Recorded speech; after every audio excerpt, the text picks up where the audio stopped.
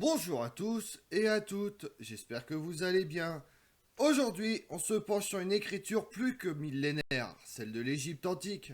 Apparue vers 3000 ans avant notre ère, dans la vallée du Nil, les hiéroglyphes sont l'une des premières écritures de l'histoire. Elles permettent aux scribes de transmettre des mythes ou de décorer les sarcophages. Vous voulez en savoir plus sur l'écriture hiéroglyphique? Venez avec moi. La langue égyptienne est une langue chamito-sémitique dont la forme écrite n'est pas vocalisée. Vers 3000 avant Jésus-Christ, l'Égypte possède l'essentiel du système d'écriture qu'elle va utiliser pendant 3 millénaires et dont le signe hiéroglyphique offre la manifestation la plus spectaculaire. Cette écriture est d'abord pictographique, un signe, un dessiné représente une chose ou une action.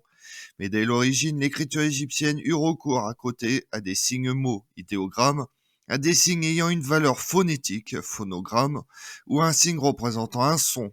Le dessin du canard représente l'animal lui-même, mais canard se disant ça, le même signe peut évoquer le son ça qui sert aussi à désigner le mot fils.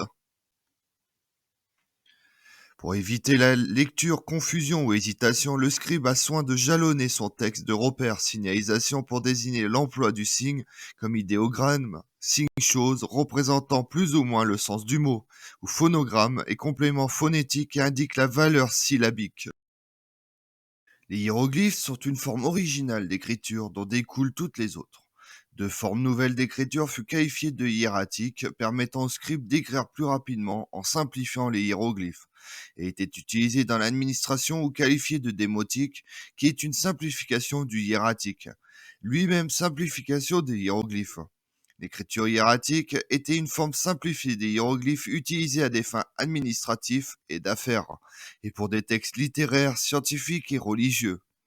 Le mot démotique, qui en grec signifie populaire, désigne l'écriture employée pour les besoins de la vie de tous les jours. Au cours du IIIe siècle après Jésus-Christ, les hiéroglyphes furent graduellement supplantés par l'écriture copte, dérivée des caractères grecs. Ce dernier texte en hiéroglyphe fut écrit au temple de Philae en 450 après Jésus-Christ.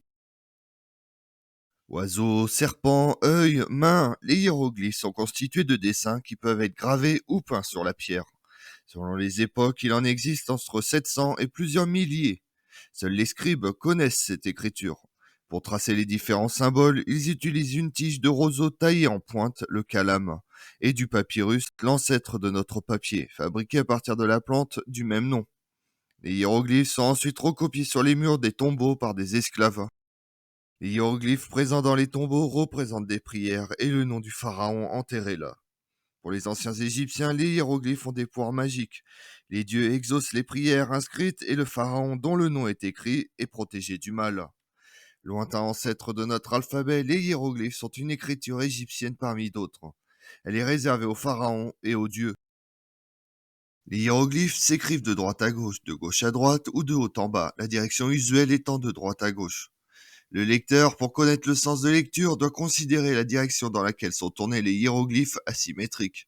Par exemple, quand les figures humaines et les animaux facilement repérables regardent vers la gauche, il faut lire de gauche à droite et inversement.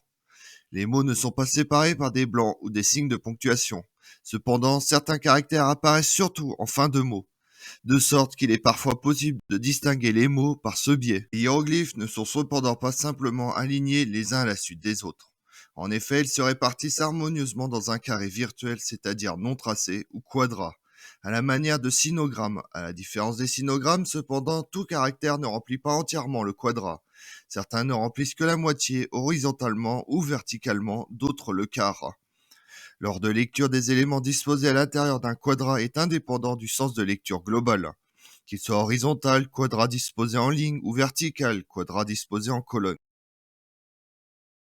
Au moment de la séparation de l'Empire romain en 395, l'écriture hiéroglyphique se perd totalement. Ce n'est que bien des siècles plus tard, en 1822, que le français Jean-François Champollion parvient à les déchiffrer grâce à la pierre de Rosette. Les hiéroglyphes égyptiens, quoique très différents de l'écriture cunéiforme mésopotamienne, y trouvent peut-être leur origine, l'Égypte ayant été au minimum influencée par le système inventé en Mésopotamie. L'écriture hiéroglyphique est attestée dès le 4e millénaire. La plus ancienne inscription a été découverte en 1986 sur une tombe de l'antique site d'Abydos et remonte aux années 3250-3200 avant notre ère, c'est-à-dire simultanément à l'apparition des caractères cunéiformes en Mésopotamie. Elle fut employée pendant près de 3000 ans. La dernière inscription connue à ce jour est datée de 394 et se trouve dans le temple de Philae. Découverte en 1799 pendant l'expédition d'Égypte de Napoléon Bonaparte, la pierre de Rosette, du nom du village où elle a été trouvée, a permis de percer le secret des hiéroglyphes et par la même occasion d'en apprendre plus sur cette fascinante civilisation égyptienne.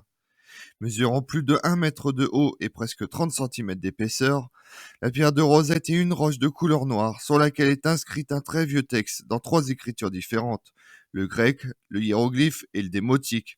Une écriture égyptienne réservée à la littérature et aux documents de la vie quotidienne. Au moment où la pierre est découverte, cela fait des siècles, plus personne ne sait lire le hiéroglyphe. Le texte grec sur la pierre de Rosette est en l'honneur du pharaon Ptolémée V.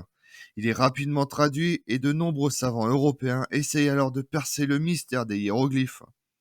À partir de reproductions de la pierre originelle, c'est le français Jean-François Champollion qui y parvient enfin en 1822.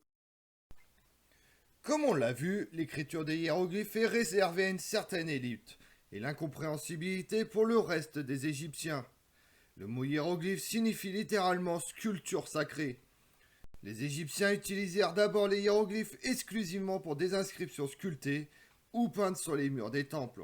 On retrouve aussi cette écriture picturale sur des tombes, des papyrus, des planches de bois recouvertes de stuc, des tessons de poterie et des fragments calcaires. Je vous remercie d'avoir suivi cette vidéo en ma compagnie. Si vous voulez connaître mes autres vidéos, retrouvez-moi sur ma chaîne YouTube Tout sur l'Histoire avec Damien et sur les réseaux sociaux Twitter et Instagram Histoire Damien. Et pensez à liker, commenter et vous abonner. Je vous remercie à tous.